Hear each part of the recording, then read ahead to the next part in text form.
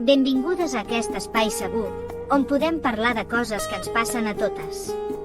Avui vull tractar un tema molt especial, com aprendre a estimar-nos més, sentir-nos segures de qui som i gestionar la pressió de les expectatives que els altres posen en nosaltres. Si alguna vegada has sentit que no ets suficient, aquest vídeo és per a tu. Parlem-ne juntes. Què significa realment l'autoestima? Primer de tot, deixem-ho clar, l'autoestima no és creure que ets millor que els altres, ni que tot ho fas perfecte. És acceptar qui ets, amb el bo i el no tan bo, i decidir que mereixes respecte i amor, començant pel teu. Sabies que la nostra autoestima pot canviar amb el temps? I això està bé. La clau és treballar-hi pas a pas.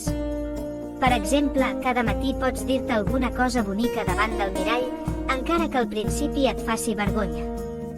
Jo ho faig, i tot i que em va costar al principi, ara em sento més segura.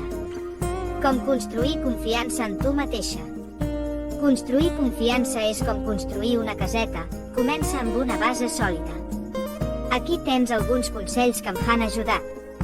1. Compleix les teves pròpies promeses.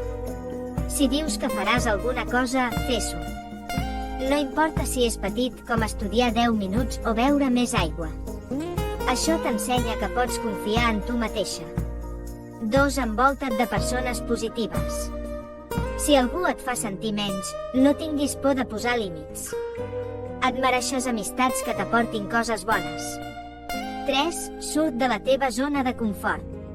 No cal ser la millor en tot, però provar coses noves t'ajuda a descobrir el teu potencial.